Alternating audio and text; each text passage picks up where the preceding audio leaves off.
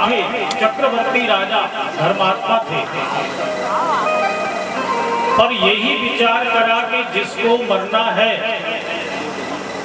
7 दिन में,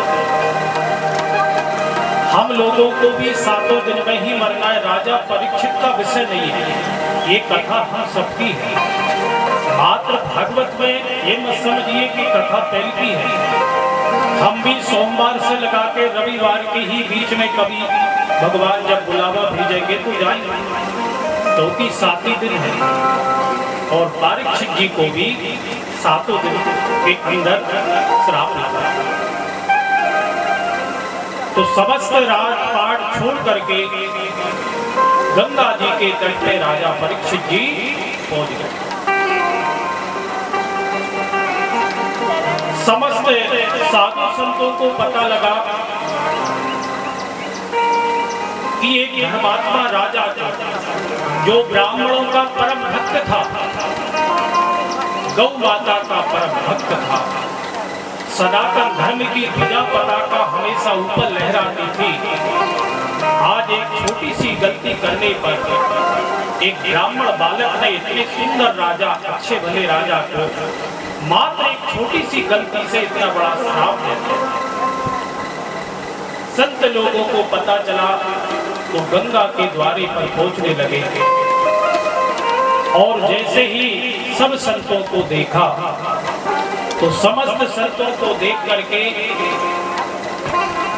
सुखदेव मुनि प्रार्थना करने लगे,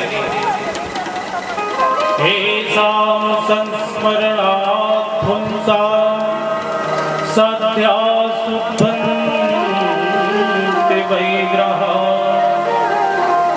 किं गुणं दर्शनं पादशोचनादिभिः अतः प्रक्षामि संसिद्धिं योगिनां परमं गुरुं पुरुषस्यैष यत् कार्यं म्रियमाणश्च सर्वः।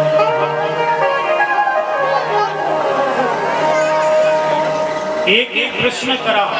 जैसे ही सुखदेव आए, हम लोग साधु संतों के पास जाते तो घर गृहस्थी की चर्चा करते, महाराज घर में बहुत खटपट या बेटा नहीं है, और जिसके बेटे हैं उनके कर्मों के वजह से जाते हैं, महाराज इस बेटा ने तो जीना मुश्किल कर दिया। साधु संतों के पास हम व्यर्थ की चीजें मांगने के लिए जाते हैं, पर साधु संतों के पास जैसे ही आए और उन्हीं संतों में जैसे ही सुखदेव पधारे, बोलिए सुखदेव भगवान की। हजारों वर्ष के संत बैठे हैं, पर जैसे ही सुखदेव मुनि आए, मात्र 16 वर्ष की आयु है, और भागवत में 16 वर्ष की आयु नहीं बतलाई। क्या बतलाई? अष्टभ्रव, अर्थात 16 वर्ष की आयु में तो विकार उत्पन्न हो जाते हैं शरीर में, पर सुखदेव मुनि 16 वर्ष के होने के बाद भी 8 वर्ष के हैं। तो 16 वर्ष ना लिख करके व्यास जी ने अष्टभ्रव, 8 दूनी 16 वर्ष के तो हैं, पर उनके विचार 8 वर्ष का जैसे बालक होता है उसी प्रकार सुखदेव मुनि के विचार। जिस गांव से जाते हैं पागल बाबा पागल बाबा कह करके पीछे पड़ते हैं, किसी से कोई लेना देना है, कोई हाथ भी जोड़ रहा है, कोई पत्थर भी फेंक के दे रहा है, पर पलट के कुछ नहीं।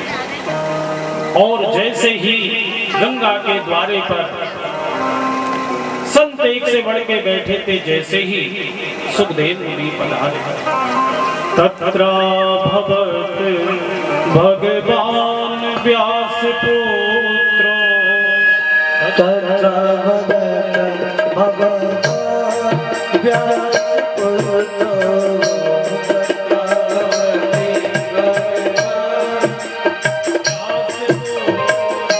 तत्र भवत भगवान व्यास पुत्रो,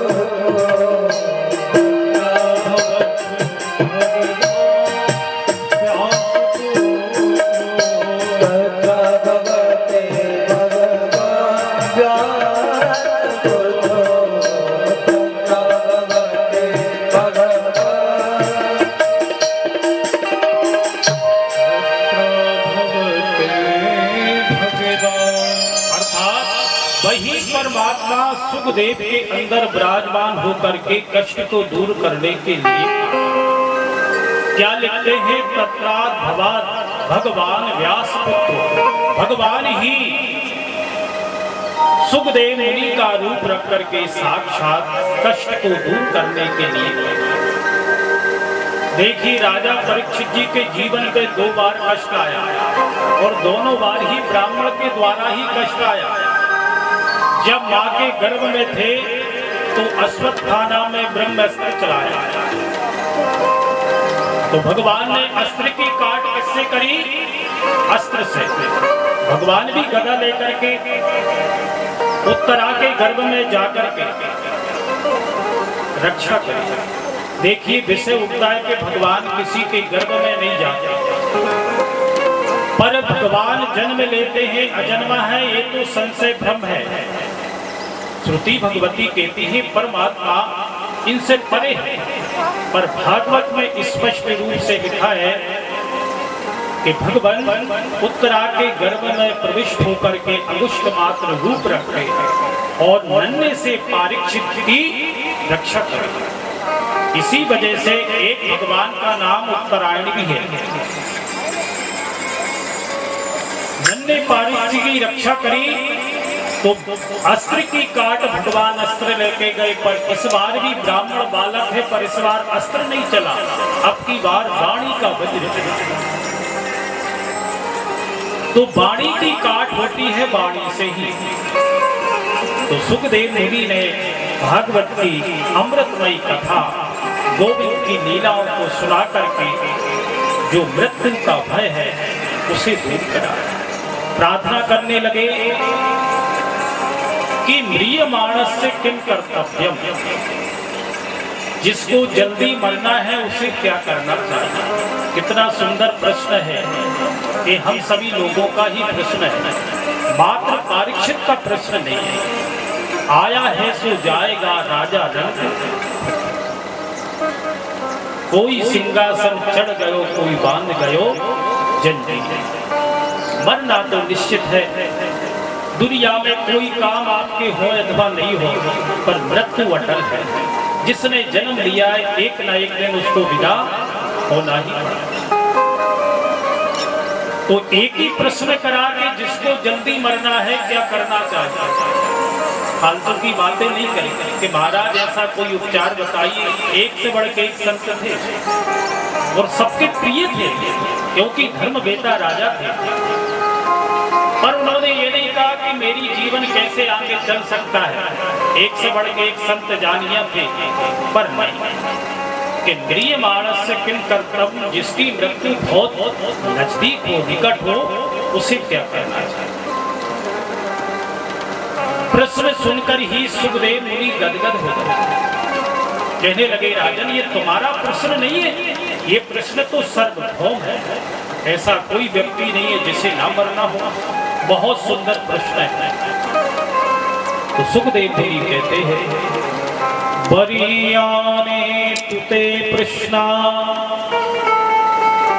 लोक संका हितो कृतः आत्मविसम्मता पुंसा श्रोतव्या दिशुया।